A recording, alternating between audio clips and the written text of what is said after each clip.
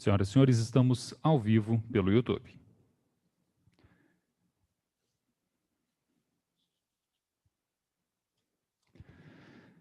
Senhoras e senhores, boa noite. Dando continuidade às atividades propostas ao 24º Simpósio de Estudos Jurídicos e Ciências Sociais Aplicadas, realizado pela Faculdade de Direito da UniRV, Universidade de Rio Verde, anunciamos a palestra com o tema A Era Digital e os Novos Rumos do Direito.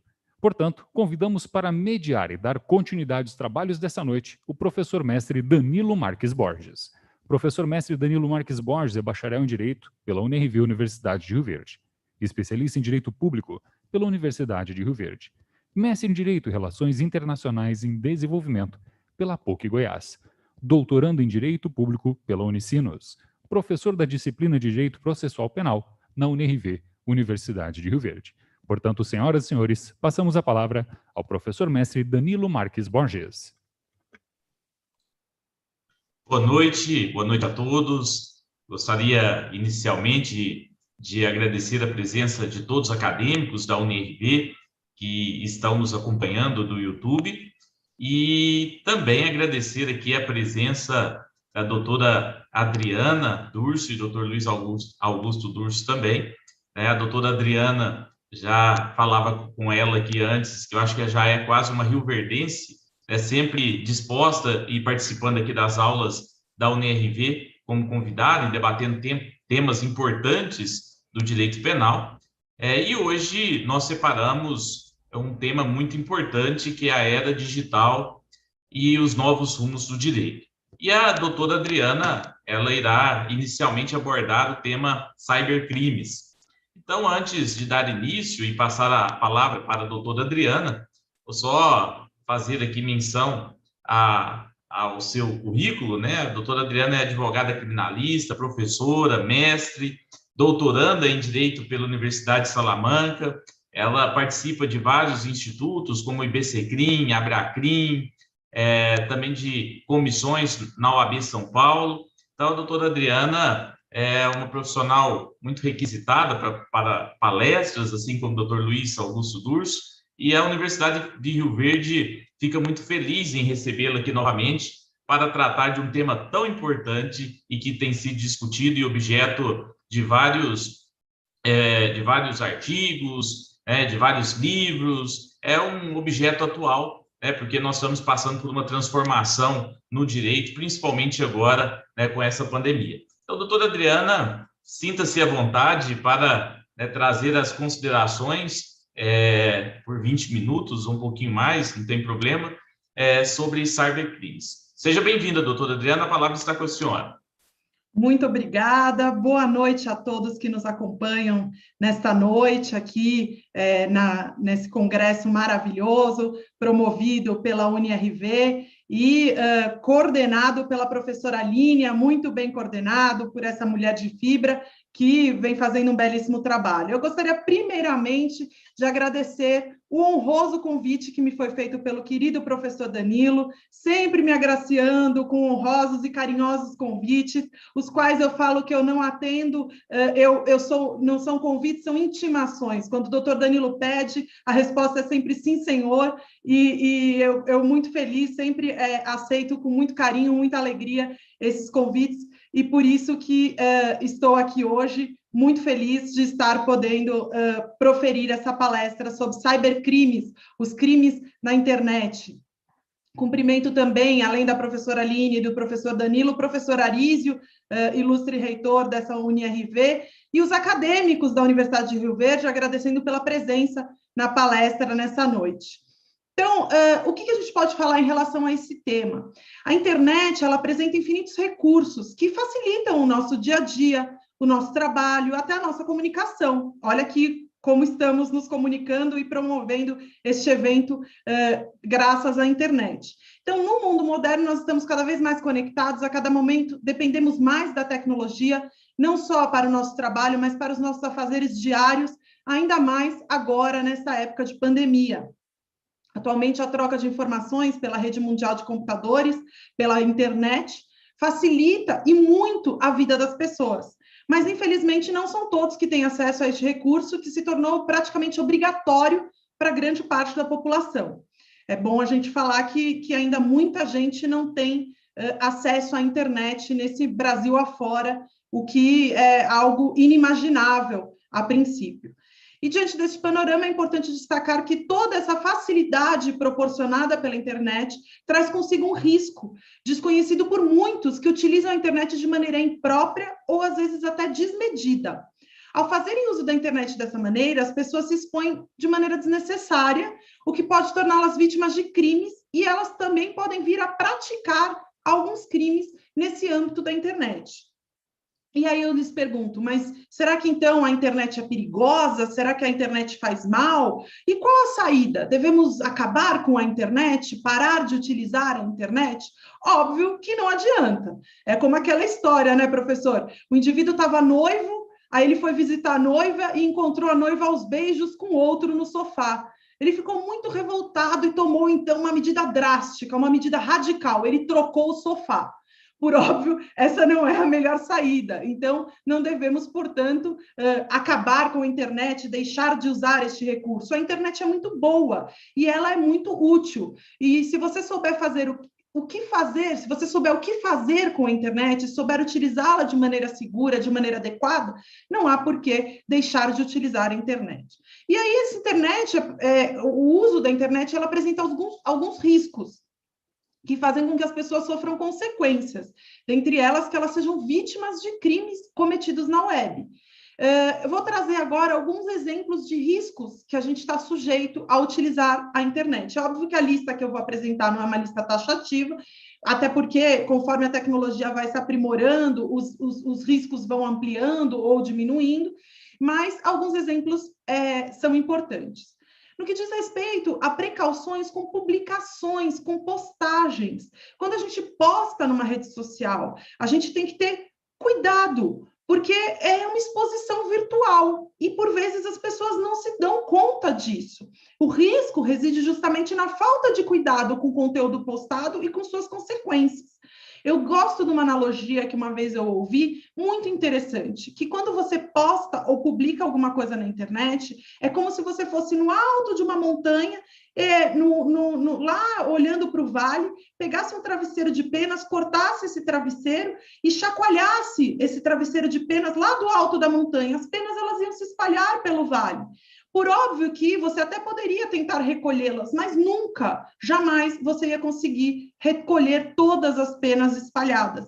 E é mais ou menos isso, quando você posta na internet, quando você publica alguma coisa, principalmente nas redes sociais, quando você envia uma mensagem, isso já espalhou a pena. Então, é muito difícil você recolher e eliminar depois isso da internet. Então, ao postar ou compartilhar algo numa rede social, sempre você deve pensar muito bem antes sobre aquele conteúdo postado, sobre as consequências, evitando aí postagens desnecessárias ou até arriscadas. Então, por exemplo, nós temos caso de uma menina que acabou postando foto de uma festa, ela bêbada, dando cambalhotas e tal, e depois ela prestou um concurso para magistratura. E isso veio à tona, impedindo aí até que ela fosse uma das selecionadas, por conta da postura que foi considerada inadequada pelas pessoas que estavam fazendo parte da banca. Então, muito cuidado com o que você posta, a gente nunca sabe o dia de amanhã. Nos Estados Unidos também tem o caso de uma jovem que teve a sua casa assaltada após postar no Twitter que ela não estaria em casa. A gente nunca imagina, hoje eu vou viajar, estou viajando tal, e o indivíduo que já estava ali mal intencionado, querendo invadir a casa, pegou e aproveitou-se dessa informação para poder cometer o crime e roubar a casa, furtar a casa daquela menina. Então, muito cuidado com o que você posta na internet, primeira dica. A segunda dica diz respeito às compras que são feitas pela internet. Agora, principalmente nesse momento de pandemia, estamos fazendo muitas compras pela internet. O que podemos fazer para nos resguardar? Evitar sites suspeitos, sites não confiáveis. E como fazer isso? O Procon tem uma lista de sites não confiáveis, sites que não entregam, sites que dão problema, que atrasam a entrega.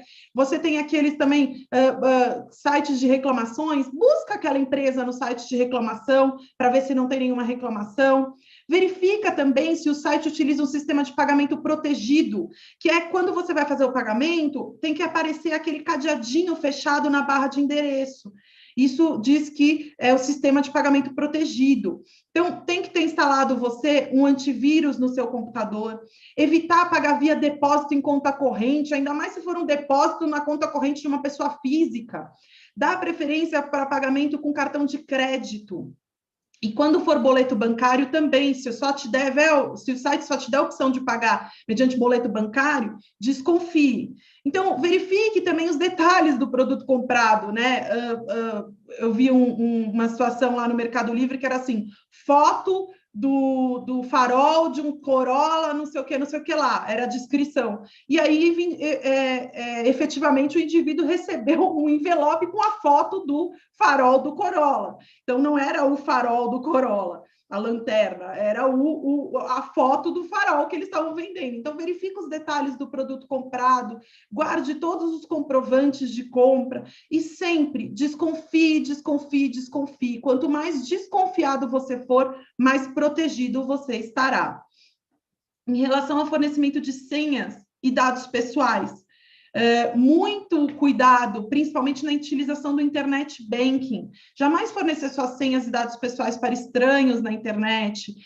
Cuidado com aquelas mensagens de e-mail e SMS que parecem ser oficiais e objetivam obter esses dados, né?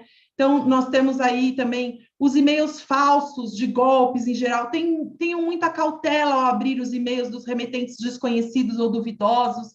Não abram anexos que vocês não estão esperando. Desconfie de promessas milagrosas que chegam por e-mail. O golpe famoso agora que está na moda, o golpe do WhatsApp. Nunca fornecer o código PIN, o código ou PIN, para ninguém, mesmo que a pessoa pareça conhecida, tipo, sua mãe te manda um WhatsApp falando, filha, me passa o código que eu vou te mandar por SMS. Não forneça, porque pode ser que não seja sua mãe do outro lado. Então, não forneça. Ativem a notificação em 2 fatores, em 2 etapas, e nunca transfiram dinheiro ou paguem a conta de alguém sem antes falar por ligação com a pessoa. Se a pessoa pedir um dinheiro, pedir para pagar uma conta, falar que está numa situação, liga para a pessoa. Liga para a pessoa e fala com ela. E sempre fala assim, quem é a madrinha de fulano? Tenha uma senha ou uma informação que só aquela pessoa vai saber para poder efetivamente saber que aquela pessoa é aquela pessoa. Cuidado ao interagir com desconhecidos ou mesmo conhecidos pela internet, porque, como eu falei, o conhecido pode não ser aquela pessoa que está do outro lado. Ele pode ter tido o WhatsApp invadido, ele pode estar sequestrado, alguma situação assim, e alguém está utilizando uma rede social dele. Então, ao interagir com conhecidos ou desconhecidos, tenham muito cuidado, cuidado redobrado, porque a gente nunca sabe verdadeiramente quem está do outro lado. Muito cuidado também com as informações que são passadas por você quando você está no ambiente virtual. Não forneça informações íntimas, não forneça dados pessoais.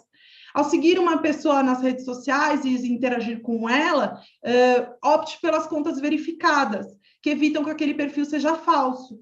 E aí essas contas verificadas transmitem uma certa segurança. Eles deveriam até ampliar essa possibilidade de verificação das contas no Twitter, no Facebook, no Instagram, para além de pessoas famosas, para que a gente possa efetivamente saber que Joãozinho é Joãozinho.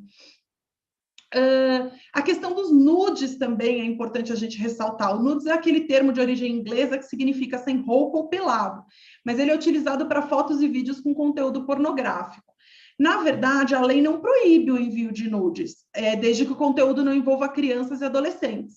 Mas esses envios têm graves consequências. Então, se você não é adequado e não se deve enviar nudes, mas se você for enviar os nudes, tenha total consciência das graves consequências de que isso pode vazar e, eventualmente, todo o constrangimento que isso pode provocar. Em 2015, na Itália, uma mulher se deixou ser filmada tendo relações sexuais com várias pessoas.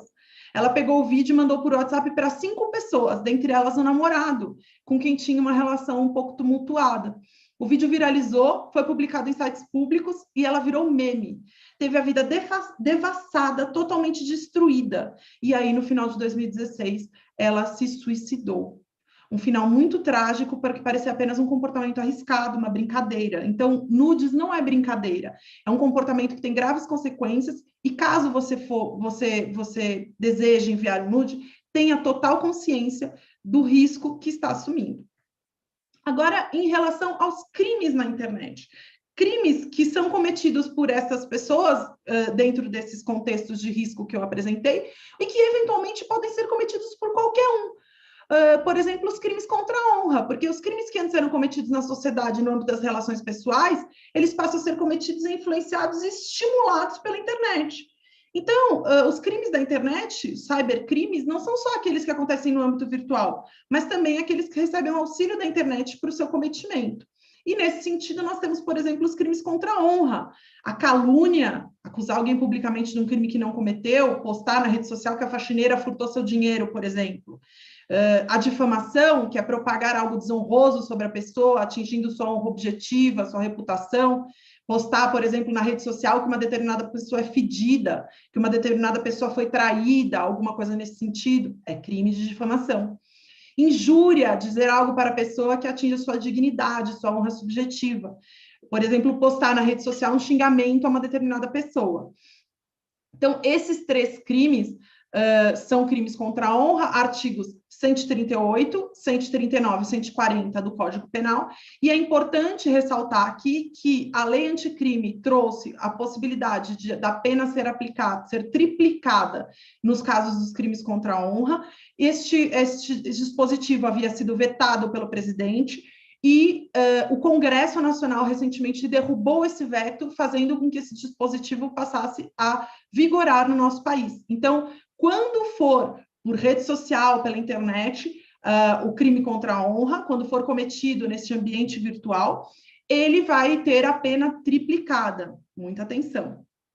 Nós temos também a questão da invasão de dispositivo informático, a famosa Lei Carolina Dickmann inseriu no Código Penal o artigo 154A, que fala sobre invadir dispositivo informático alheio, conectado ou não à rede de computadores, mediante violação indevida de mecanismo de segurança e com o fim de obter, adulterar ou destruir dados ou informações sem autorização expressa ou tácita do titular do dispositivo ou instalar vulnerabilidades para obter vantagem ilícita.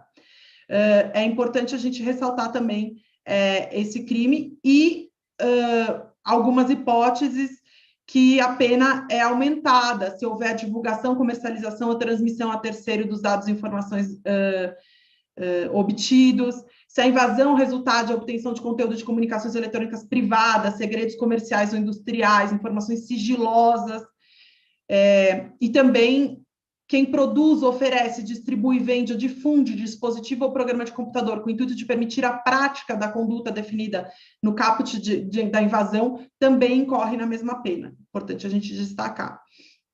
O que aconteceu com a Carolina Dickmann?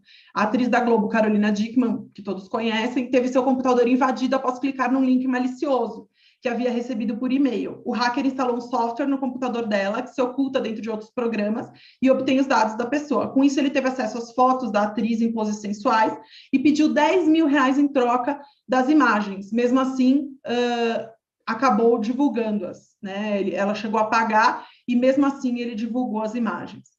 Então, nós temos também o crime de estelionato, que são os famosos golpes na internet, obter para si ou para outra em vantagem ilícita, em prejuízo alheio, induzindo ou mantendo alguém em erro mediante artifício, ardil ou qualquer outro meio fraudulento. E aí a gente tem, por exemplo, o golpe do WhatsApp, que o indivíduo manda mensagem se passando pelo filho e pedindo aí que a mãe faça uma transferência, por exemplo, para uma conta bancária, que não é a do filho, que é a do golpista, e ele vai estar cometendo o crime de estelionato. Tem um ótimo, que é um e-mail que as pessoas recebem com documentos, e aí no e-mail fala que você tem uma herança de milhões de dólares para receber lá nos Emirados Árabes, e que para poder receber milhões de dólares, você tem que pagar uma taxa de um valor considerável, mas ele é irrisório perto dos milhões de dólares que você vai ter a receber. Então, você tem a receber $1 milhão, ele fala, você tem que pagar uma taxa de $5 mil. e tem que ser depositada nessa conta no exterior. A pessoa pensa, pô, vale a pena eu pagar $5 mil, eu vou receber milhões de dólares. E no fim, é o golpe, e ela perde os $5 mil e não ganha nada. Também tem algumas situações que é bom destacar, que um cliente lá do escritório, ele teve um e-mail invadido e recebeu um e-mail do fornecedor dele da China falando que a conta corrente dele para pagamento havia mudado para uma conta em outro país até.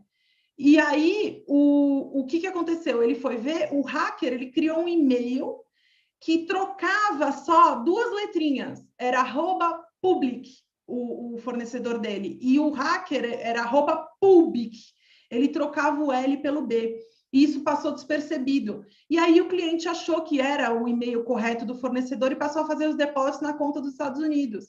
E, num determinado momento, o fornecedor liga da China e fala, olha, não estou recebendo nada, você não está me pagando. E aí ele veio a perceber que o e-mail era falso, que ele tinha caído num golpe. Olha que golpe elaborado. Então, cuidado com remetentes, né, de e-mails também desconhecidos, que às vezes até parecem conhecidos, mas são desconhecidos.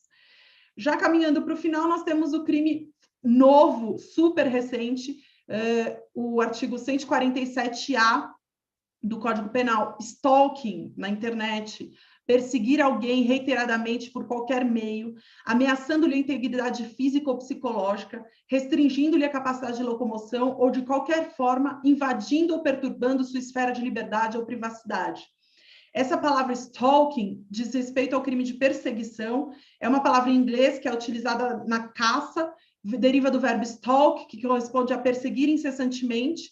Nesse contexto, é quando o predador persegue a presa de forma contínua. E é uma forma de violência, na qual o sujeito invade repetidamente a esfera da vida privada da vítima por meio de reiteração de atos, de modo a restringir sua liberdade ou atacar sua privacidade ou reputação.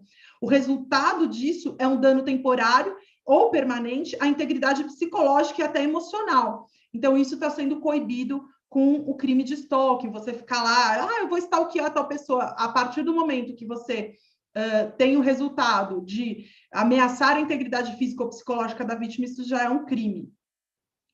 Nós temos também, por exemplo, pornografia de vingança, que ocorre muito na internet, é o parágrafo 1º do artigo 218C, quando você divulga fotos ou registros aí, cenas de estupro, de pornografia, de pessoas que você mantém ou tenha mantido relação íntima de afeto, com o fim de vingança ou humilhação. Outros crimes, agora caminhando para o final, só para mencionar, o crime de ameaça, muito comum na internet, as pessoas acreditam que estão protegidas atrás de um nome e perfil falsos, e aí, por exemplo, ameaça alguém de morte, ameaça de provocar um mal a uma pessoa, artigo 147 do Código Penal. E, por fim, o crime de extorsão, que é constranger alguém mediante violência ou grave ameaça com o intuito de obter para si ou para outra indevida vantagem econômica, a fazer, tolerar que se faça ou deixar de fazer alguma coisa. E um exemplo da extorsão foi o caso da então primeira-dama, Marcela Temer, que teve seu celular e contas de e-mail invadidas por um hacker que tentou extorquir dela R$300 mil para não divulgar fotos dela de lingerie através de uma chantagem online. Diante de tudo isso, o que a gente pode concluir? Que o avanço tecnológico da internet, ele traz inúmeros benefícios, mas é sempre bom ter muita cautela ao utilizar essas ferramentas, para que todos nós não nos tornemos vítimas e nem pratiquemos algum crime desavisadamente. Ficam aqui reforçados, portanto, todos os alertas que foram feitos ao longo da palestra, e como hoje em dia está cada vez mais comum ser vítimas de crime na internet, o conselho que eu dou é para que você busque ajuda, denuncie o fato às autoridades, caso isto ocorra, pois tudo o que é feito na web deixa rastros, e não há como se esconder atrás do anonimato. Então, as 2 dicas principais são essas. Desconfie sempre e, caso ocorra alguma coisa, procure as autoridades. Muito obrigada. Muito obrigado, doutora Adriana. Belíssima explanação, trazendo aí os principais pontos, os principais crimes, né, que estão relacionados aí à internet. E tem algumas perguntas, mas eu vou deixar para um segundo momento. Aí a gente condensa as perguntas e nós direcionamos as perguntas de uma vez. Então, eu passo agora para a segunda palestra, Dr. Luiz Augusto Durso. A palestra que trará hoje vai falar um pouco a respeito do direito digital e os mega vazamentos de dados pessoais.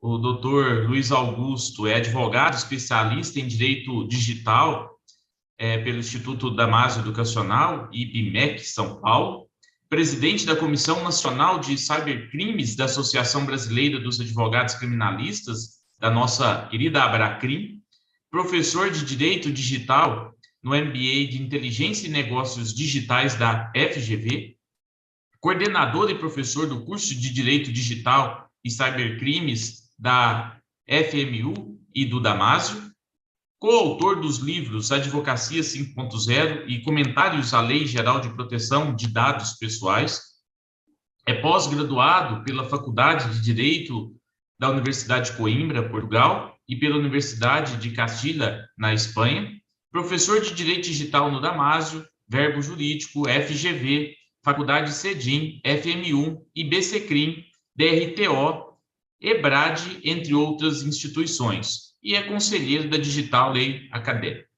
Doutor Luiz Augusto Durso, mais uma vez também, já tive a oportunidade de cumprimentá-lo nos bastidores, mas seja bem-vindo à nossa Universidade em Rio Verde, aqui em Rio Verde, no estado de Goiás. Sinta-se à vontade para a explanação e ao final, as perguntas serão todas feitas ao final. Então, a palavra está com o senhor. Muito obrigado.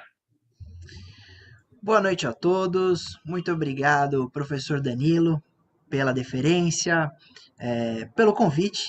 E é uma alegria estar aqui com os alunos da Rio Verde, Universidade de Rio Verde. 266 alunos estão nos acompanhando, então sejam muito bem-vindos. Boa noite a todos. Queria agradecer também ao professor Arício, professora Línia, que representam aqui a diretoria, todos os diretores da UniRV, e agradecer também e saudar, parabenizar a minha irmã, doutora Adriana Durso. Então, o pessoal que está vendo Durso e Durso, será que são parentes? Na verdade, é minha irmã, e eu já vou esclarecer aos alunos que o pacote, quando fechava o combo, ficava mais barato, por isso estamos os dois aqui presentes. A Adriana já resumiu bem o mundo dos cybercrimes, e eu tenho uma missão, que é falar mais esses 20, 25 minutos com vocês para finalizarmos a noite, e uma missão difícil de falar depois da minha irmã, doutora Adriana, não porque é minha irmã, mas porque eu sei o grau de dedicação e estudo da doutora Adriana. Então, parabéns, minha irmã Adriana. Bom, o tema principal do nosso encontro hoje é a era digital e os novos rumos do direito. E eu me aventurei um pouquinho em proteção de dados, vazamentos, direito digital, mas antes da gente começar esse bate-papo, vamos refletir sobre o tema da palestra, a era digital e os novos rumos do direito. De fato, a era digital vai mudar os rumos do direito. E vai mudar muito os rumos do direito. Porque nós estamos na iminência do impacto muito grande da inteligência artificial, do impacto muito grande do direito digital. E se você não gosta de direito digital e está pensando em sair aí do YouTube, não saia. Não saia, porque o direito digital é um enorme guarda-chuva.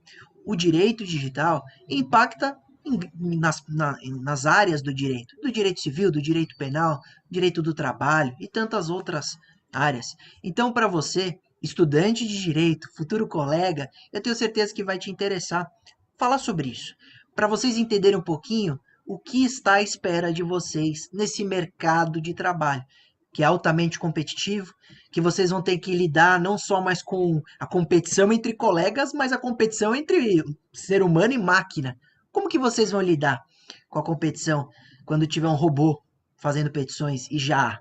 E é isso que a gente vai refletir um pouquinho nessa palestra, e eu vou falar de direito digital e os vazamentos, a LGPD, né, esse novo mercado.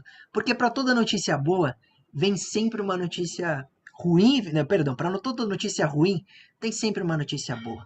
Então vamos olhar o copo pelo lado meio cheio, não pelo lado meio vazio. E aí, pessoal, nós temos então o futuro do direito linkado muito fortemente às questões de direito digital e proteção de dados pessoais. E a primeira resposta que eu tenho para falar sobre os novos rumos do direito, eu penso que eu posso dar aqui um conselho, uma orientação para vocês, que os novos rumos do direito estão na hiperespecialização. Então, se você aí está para se formar, está estudando, fala, professor, eu estou escolhendo a área, etc., escolham a área, se apaixonem por ela e se tornem especialistas nessa área. Eu fiz uma opção na minha vida. Quando eu decidi fazer direito, eu fiz pelo direito digital. E eu segmentei. Eu fui para alta especialização. O professor Danilo lia o meu currículo. Eu tenho certeza que muitos alunos pensaram, nossa, ele é monotemático, ele só fala de direito digital, é professor de direito digital, ele não fala de mais nada? E a resposta é não. Eu só falo disso. Porque eu fiz uma opção na minha vida da alta especialização. E sabe como a gente vai competir, nós, advogados, advogadas, contra as máquinas? Com a alta especialização. Porque o generalista, aquele que faz tudo, e é normal você no começo da carreira fazer de tudo, ele não é especialista muitas vezes em nada. Porque a especialização depende de dedicação exclusiva, depende de um foco na vida do estudo, do mestrado, do doutorado, da especialização, naquela matéria que você vai atuar. E se você sempre partir da premissa que pode estar fazendo todas as áreas, mas precisa de uma especialização no futuro, eu acho que esse é um bom conselho que eu posso lhes dar. Porque quando você tiver robôs, em breve, competindo com seres humanos, o especialista que vai sobrar. Pelo menos é o que vai durar mais tempo. E aí você terá, por exemplo, situações que você vai ligar para o médico, falar, doutor, eu tô com dor no cotovelo. E eles vão perguntar, é no direito ou é no esquerdo? Porque nós temos um especialista do direito e um especialista do cotovelo esquerdo. E essa brincadeira é para mostrar o nível de especialização que nós estamos atingindo na medicina e também no direito. Então, quando você fala em crimes virtuais, é uma segmentação do direito penal. Então, são os crimes, a doutora Adriana já explicou, esses crimes cometidos pela internet ou com o uso da tecnologia, mas eles são divididos em cybercrimes puros, próprios e impróprios. O cybercrime próprio é aquele que depende da tecnologia para existir. Então, ela citou o crime do artigo 154A, invasão de dispositivo informático, que inclusive, essa semana, um projeto de lei para aumentar as penas nos crimes virtuais foi aprovado, já foi para a sanção presidencial. Ele altera exatamente o artigo 154A de invasão de dispositivo informático, que foi incluído pela lei Carolina Dickmann no Código Penal. Esse é um crime próprio. Sem computador, não existe crime de invasão de dispositivo informático. Sem internet, não se fala nisso. Mesma coisa para os crimes impróprios, aqueles que migram para a internet, e ele pode ser cometido tanto na internet como no ambiente físico, mas eles migram para a internet muitas vezes naturalmente. Estelionato, extorsão e etc. Inclusive, esses ataques com o vírus ransomware, que criptografa as informações do computador e obriga um resgate em Bitcoin, nós estamos falando em crime de extorsão. Então, é um dos mais comuns cometidos na internet. Então, você vai perceber que quando você segmenta e estuda os crimes virtuais, você está, de fato, indo para a autoespecialização. Foi o que eu fiz. Eu atuo com crimes virtuais, com direito digital e com proteção de dados só. Nada além disso. E aí, eu vejo, então, que os novos rumos do direito e a era digital é exatamente o impacto da tecnologia no futuro do direito. E aí, seja qual for a sua área, você tem que entender um pouquinho de direito digital. Por quê? Porque o meio de prova hoje, muitas vezes, é a print screen. E aí você pode me perguntar, professor, a print screen é válida? Se eu juntar uma print num processo, isso é prova? E aí você vai ter um debate muito amplo só sobre isso, sobre a prova produzida por print screen. Então, algumas decisões agora no Tribunal Regional do Trabalho estão descartando, não reconhecendo a prova por print screen. E aí você vai ter que estudar quais seriam as formas de você preservar essa situação na internet como prova. Então você vai utilizar de ata notarial ou da print certificada, um token. Então o direito digital vai impactar. Você que quer trabalhar com direito de família, Você que pegue um processo hoje, você vai ver que no divórcio o que mais se tem é print do Instagram do ex-marido, da ex-mulher. Olha a viagem que ele fez, olha o carro novo que ele comprou. Então as questões do direito digital impactam todo dia, em todas as áreas do direito. E claro que a área do direito digital é bem ampla e você pode segmentar também.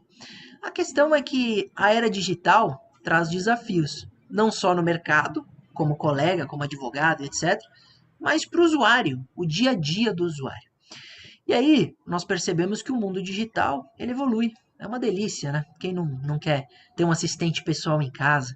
Quem não quer ter uma Smart TV ou mandar que a Alexia desligue o LED da sua casa? É uma delícia. Só que isso, e eu tive recentemente um amigo que disse, isso é como abrir uma janela. E eu complementei a reflexão dele falando que toda janela aberta com um dispositivo desse na sua casa sempre vai ter um vizinho muito curioso.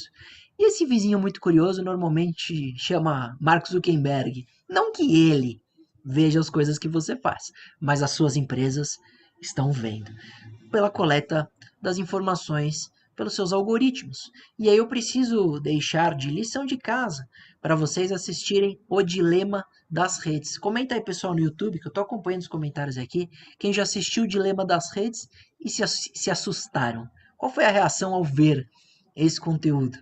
E também aproveito para falar, já que a gente está falando de rede social, quem tiver depois mais pergunta ou quiser acompanhar alguns posts de direito digital que eu faço, dá uma olhada lá depois no meu Instagram, @LuizAugustoDurso, tudo junto, Luiz Augusto Durso, no Instagram, eu ponho bastante conteúdo de direito digital. E aí, um colega mandou, usei print screen numa ação minha, a print vale, a print hoje vale, o problema é que muitas vezes ela pode ser descredibilizada facilmente, então você vai ter que migrar para meios de prova mais fortes, mais robustos. E aí, nós teremos então esse cenário dos algoritmos coletando absolutamente tudo que você faz. E o dilema das redes escancarou tudo isso. E aí tem um debate jurídico muito interessante sobre essa situação, que é a coleta indiscriminada de dados. O algoritmo te conhecer melhor do que seus pais, do que sua mãe, do que sua namorada. O algoritmo hoje, ele te conhece tão bem que eles estão analisando a cor da pele para saber se o conteúdo impacta de alguma forma naquele que vê. Então imagina que você está vendo lá seu Instagram e você se anima, aumenta seu batimento cardíaco, altera a coloração, mesmo que muito superficialmente, da sua pele, e o algoritmo está mapeando até isso, mapeando muitas vezes o batimento cardíaco. Então o indivíduo usa smartwatch e ao o coração disparar em razão de um conteúdo, a rede social vai saber que ele gostou daquele conteúdo. O problema é que essa invasão de privacidade, ao instalar esses aplicativos na nossa casa, esses dispositivos, ela perdeu o controle. Perdeu o controle a ponto das empresas conhecerem muito. Ou vocês acham que o Facebook vale 700 bilhões de dólares à toa? E eu não estou errado, não. O valor da empresa hoje é estimado em 700 bilhões de dólares, sem nunca ter cobrado R$1 de nenhum usuário. Porque nós pagamos todos os dias com a nossa privacidade e com os nossos dados. E a que preço? A que preço tudo isso? Porque o problema é que esse ano nós vimos as notícias desses mega vazamentos. E a distribuição da nossa privacidade nas redes sociais e na internet. E isso tem um impacto jurídico muito grande, porque você teria exposta a sua vida, aumentando os crimes na internet, aumentando a sua exposição e aumentando os riscos de um sequestro e crimes na vida real. Então, quando a gente fala de proteção de dados e crimes virtuais, ele tem um link direto, porque vocês vão estudar uma coisa no direito digital, que é o aumento da engenharia social. Antigamente, os crimes virtuais eram muito cometidos por phishing, os chamados phishings, que era disparo de mensagem padrão e quem cair, caiu. Ele joga a isca, espera e quem pegar, pegou. Agora, a engenharia social é o quê? É você criar um golpe feito sob medida para você impactar aquela vítima com ganhos muito maiores. Ou você acha que esse exemplo da doutora Adriana de WhatsApp vem à toa. Como ele consegue que você passe o código do WhatsApp? Porque ele te conhece muitas vezes muito bem, em razão de vazamentos. Porque ele sabe o nome da sua mãe, porque ele sabe até como você escreve.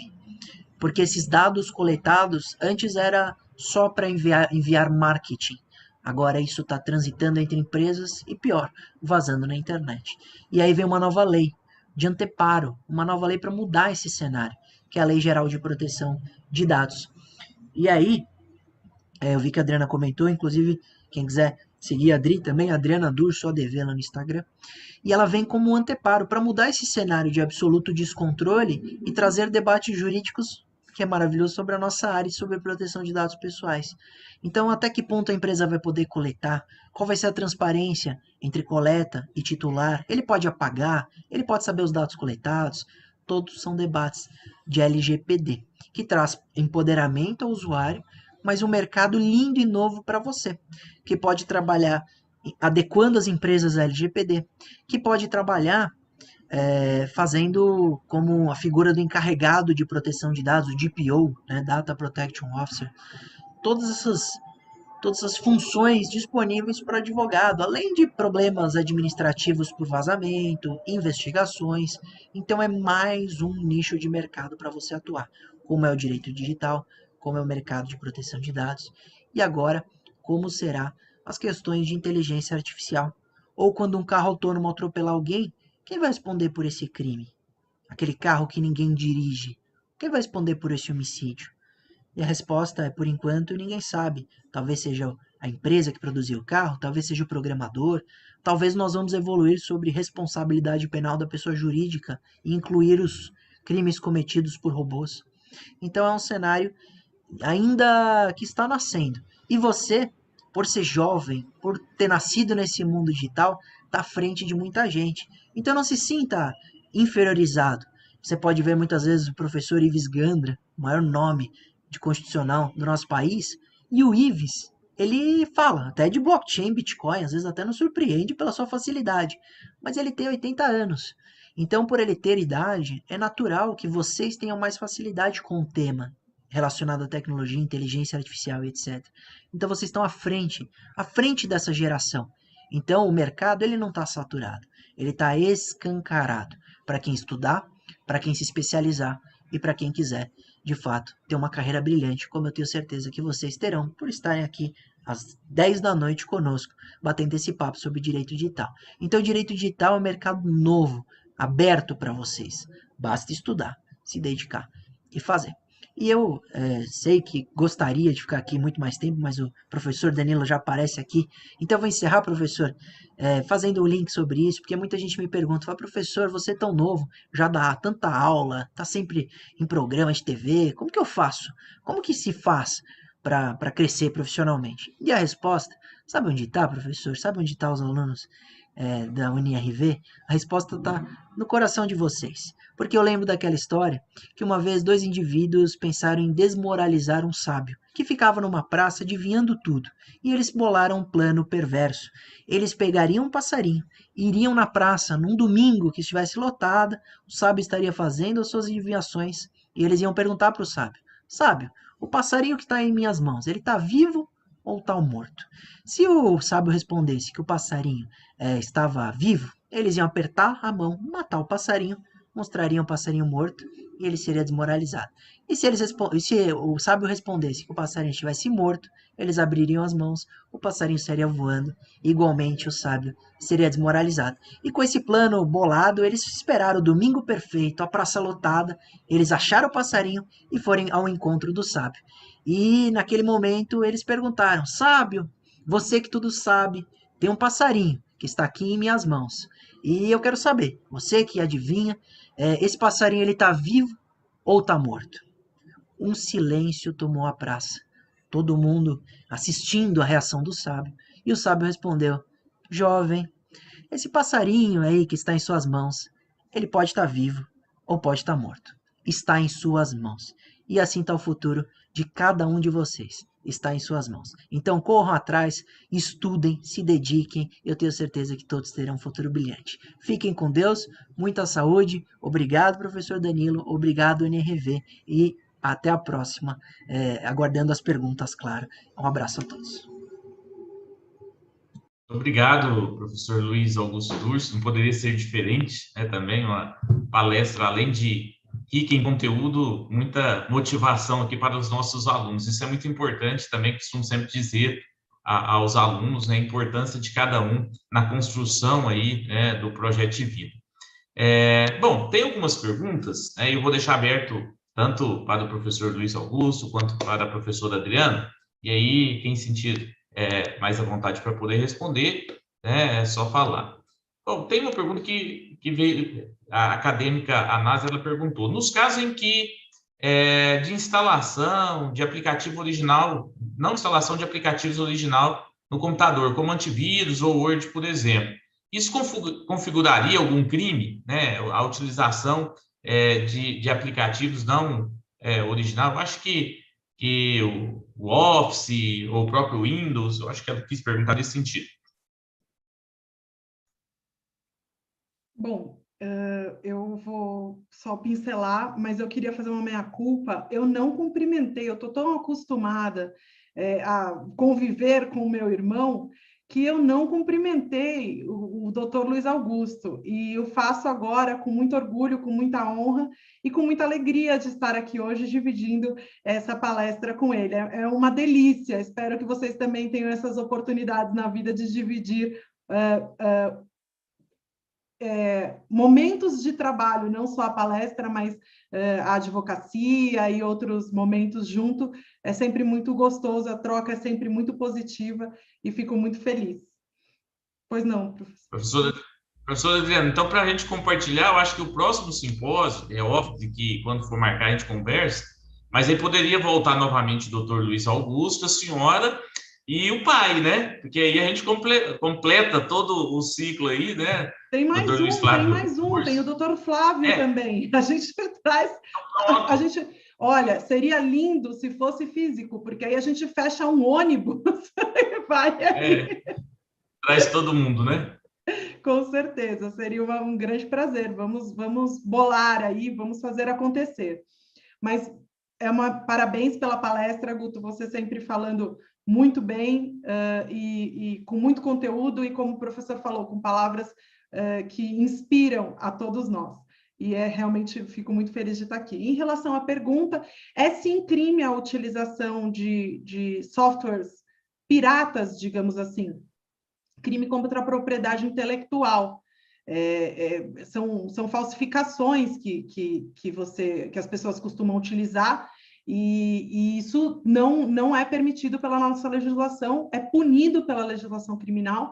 Então, caso você aí que perguntou esteja utilizando algum software ou programa, alguma coisa nesse sentido, corra para regularizar essa situação e comprar com a chave de uso, tudo direitinho, para que não tenha uma surpresa aí na sua casa, eventualmente, da polícia indo investigá-la. Doutor Luiz Augusto, acho que pode complementar.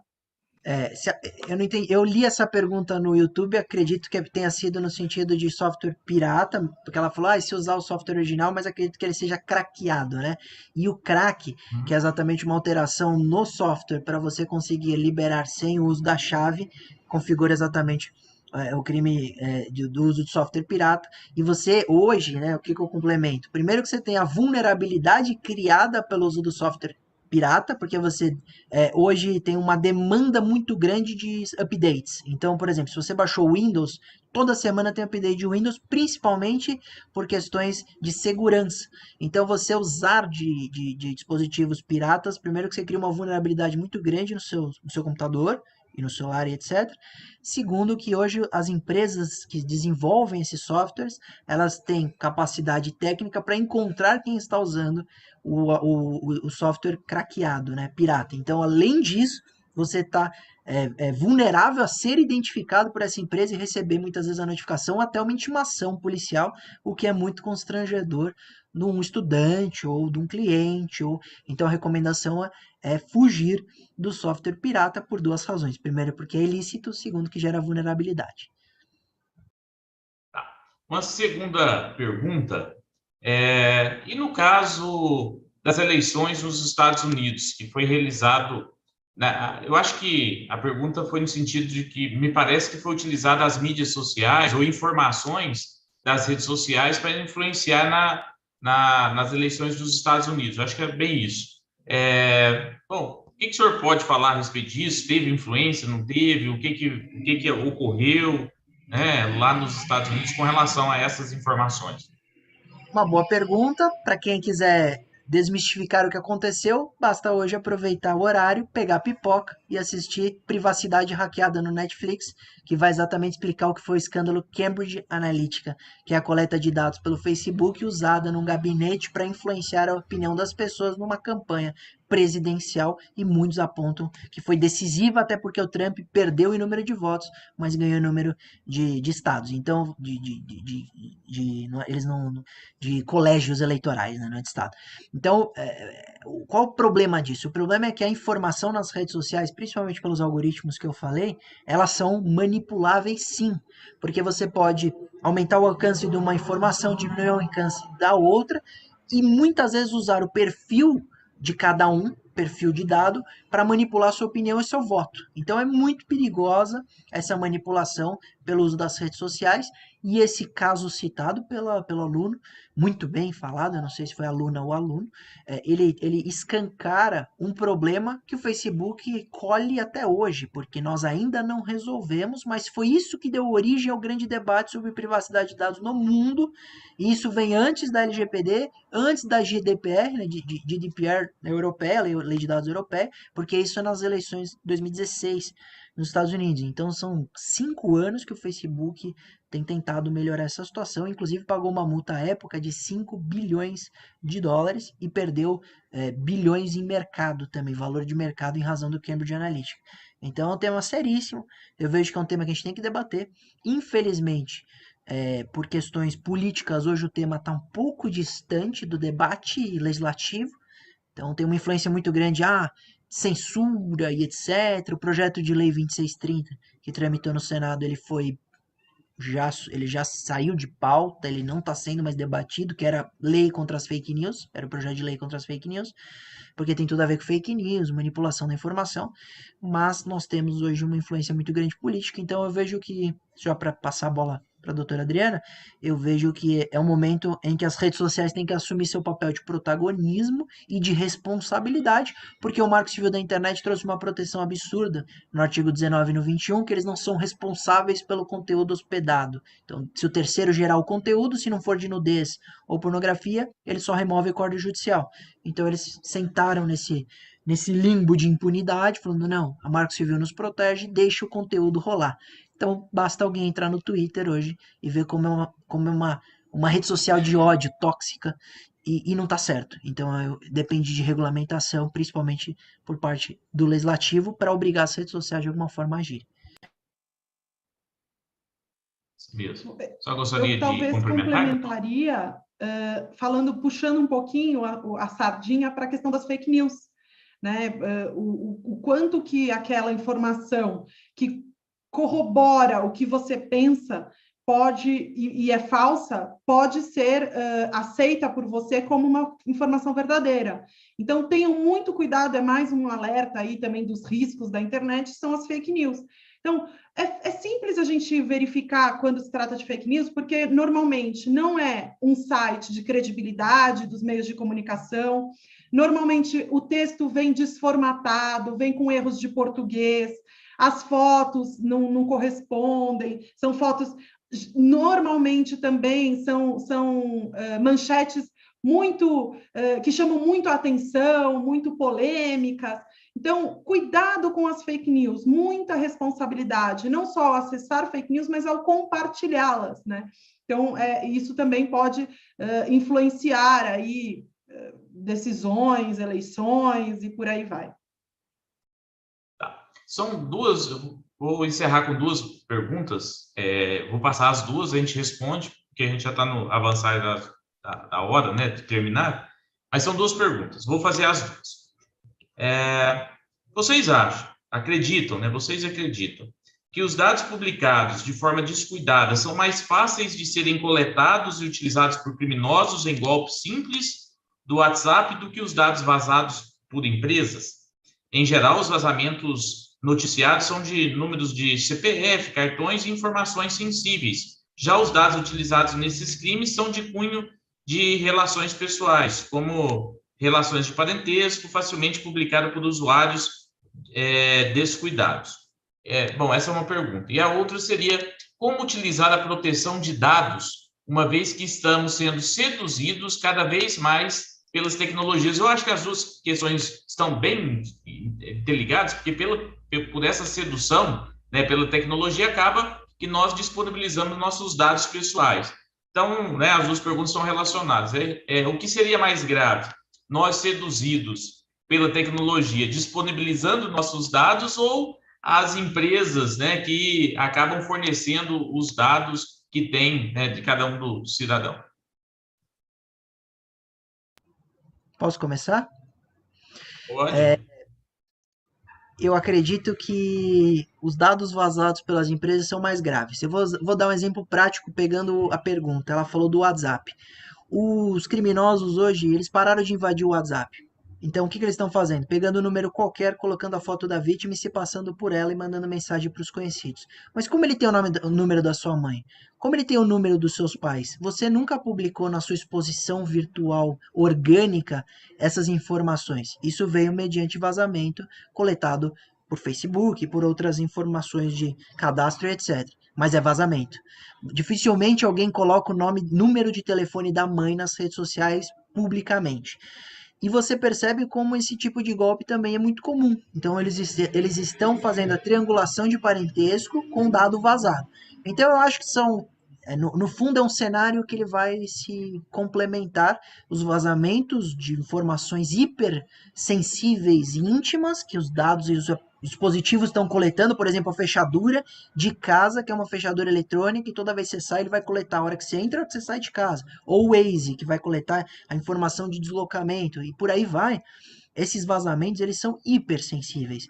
Diferente de um vazamento, ou de um vazamento da exposição natural, que é uma informação de uma foto, é um fundo onde você mora, é o carro que você tem. Eles são prejudiciais iguais. A preocupação é a mesma. O problema é que eles se completam no cenário de vazamento e ambas são gravíssimas, mas eu penso que hoje o golpe está sendo maximizado principalmente pelos vazamentos das empresas. E aí, respondendo a Camila, e já passo para a doutora Adriana, nós somos seduzidos porque é uma delícia usar a Alexia. É muito legal ver ela piscando e ligando a luz e tocando uma música, por exemplo, mas nós podemos usar esses dispositivos com mais segurança. E como? Ninguém vai sentar e falar, o Facebook, deixa eu ver o seu algoritmo, até porque aquilo é uma caixa de Pandora, e ninguém sabe, nem o CEO do Facebook, Mark Zuckerberg, vai falar, olha, é assim. Até porque, esqueci, toda a palestra eu mando um abraço, porque ele com certeza está nos ouvindo, Mark, um abraço para você, mas ele nem sabe o que tem naquele algoritmo, mas aquele algoritmo coleta absolutamente tudo. Então, a forma da gente não ceder à sedução é a gente continuar usando esses aplicativos, mas termos leis rigorosas na coleta, termos transparência. Então, a LGPD foi uma forma da gente continuar usando, continuarmos a ser seduzidos, mas com uma lei que determina que essa empresa pode coletar só o que nos informa, que ela tem que usar a finalidade daquele dado e rigorosamente respeitá-la, que ela não vai poder mandar o que você compra na farmácia para o seu plano de saúde. Então, uma lei para limitar, que é um primeiro passo, a LGPD, é um momento de evolução que a gente vai conseguir usar esses aplicativos, mas que as coletas vão diminuir, que elas serão mais transparentes. Então, eu acho que o cenário não seria a gente parar de usar, não seria fugir da internet ou na história da Adriana trocar o sofá. Não é trocar o sofá. O sofá chega de trocar. Quantos aplicativos de conversa a gente tem que baixar? É o WhatsApp, é o Telegram, é o Signal, é o Messenger. Quantos a gente vai ter que baixar para falar, não, esse tudo bem o termo de uso e tudo bem a segurança? Não, a gente tem que ter um, mas que esse respeite a lei com compliance e LGPD, fala, não, tudo bem, ele é seguro, ele armazena com segurança. Então é assim que eu enxergo e é assim que eu acho que a doutora Adriana complementa. Os vazamentos são ruins e a lei vai ser a alteração desse cenário todo para a gente continuar usando. Eu gostaria somente de complementar, eu concordo plenamente com o que o doutor Luiz Augusto falou, mas no sentido de que o fato de estarem vazando os dados das empresas, os nossos dados, né, que estão aí sob guarda das empresas, não nos exime da responsabilidade de que nós tenhamos cuidado com os nossos dados também. Então, não sair dando... E aí vem aquela propaganda hilária do Itaú, que eu achei genial. Você é o CPF tal, você é o fulano, eu sou seu fã e tal. E é um barato essa propaganda, porque ela traz justamente essa situação de exposição dos nossos dados, escancar essa realidade, e de uma maneira lúdica, por óbvio. Mas eu acho que é isso, também cabe a nós, a cada um de nós, a responsabilidade com os nossos dados, para não sair por aí fornecendo, não sair aceitando termos de uso à torto e à direito de qualquer coisa, sem pelo menos bater o olho, sem ter uma mínima noção do que está sendo utilizado, do que está sendo utilizado, do que está sendo colhido e como serão utilizados os nossos dados.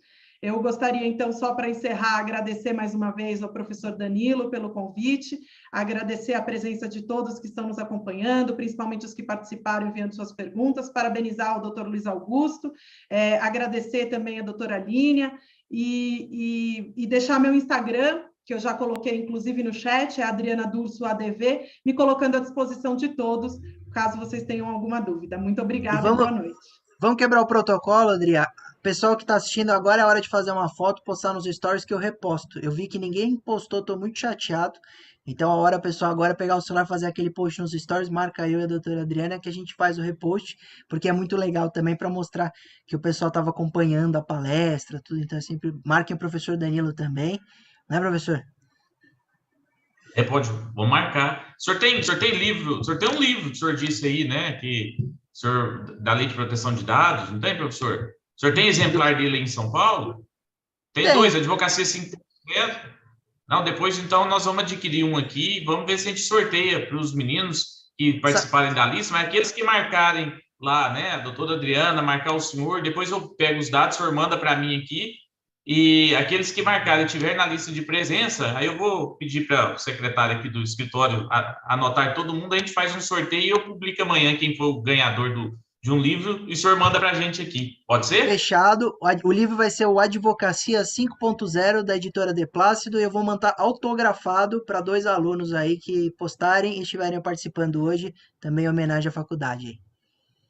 Então tá bom, depois o senhor vai ter que só me falar quem postou, depois o senhor manda para... quem postar eu vou anotando aqui também, marca o senhor, marca a doutora e me marca e eu anoto Fechado. Todo mundo e faço o sorteio. Tá bom? Então, eu gostaria de agradecer imensamente a participação do Dr. Luiz Augusto Durso, que tive a oportunidade de conhecê-lo hoje, né? Uma palestra brilhante, fantástica, empolgante, né? O senhor tem um grande conhecimento. Também a doutora Adriana Durso, palestra sempre, não pode ser diferente, né? Trazendo conhecimentos aqui de direito penal, os cybercrimes, aqui para a gente, uma palestra fantástica também. Eu acho que o momento hoje foi um momento fantástico. Eu tenho só a agradecer, gratidão mesmo, pela disponibilidade de poder compartilhar o conhecimento de vocês aqui com a gente, aqui em Goiás, na UNRV. Tá? Muito obrigado, tenha uma boa noite e até a próxima, se Deus quiser e permitir. Tá bom? Professor, muito obrigado, doutor. Um comentário aqui do Aelson. Ele pôs, Aelson, fico pensando como deve ser o almoço da família, doutora Adriana, o restante dos familiares. A gente fala bastante sobre direito penal, Constituição e as novidades do direito. Esse é o nosso almoço. A minha mãe que sofre.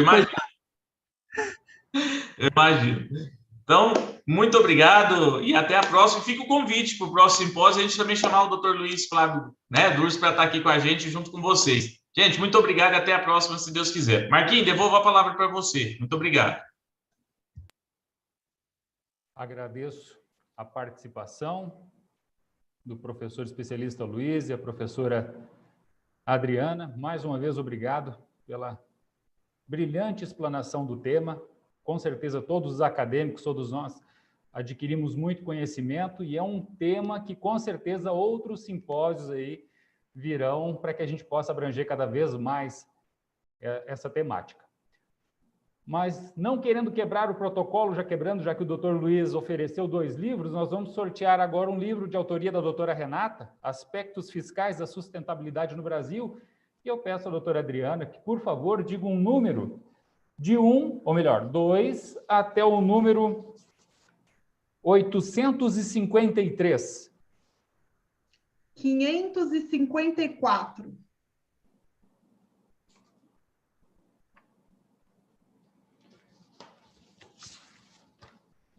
Número 554, Edgar Biasi. Então, Edgar Biasi foi sorteado com um livro de autoria da doutora Renata, Aspectos Fiscais na Sustentabilidade do Brasil.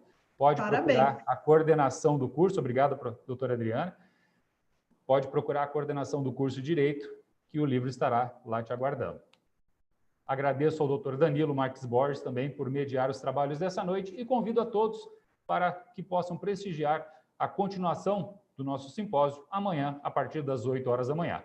Agradecemos mais uma vez a participação de todos. Tenham todos uma ótima noite. UniRV, o nosso ideal é ver você crescer.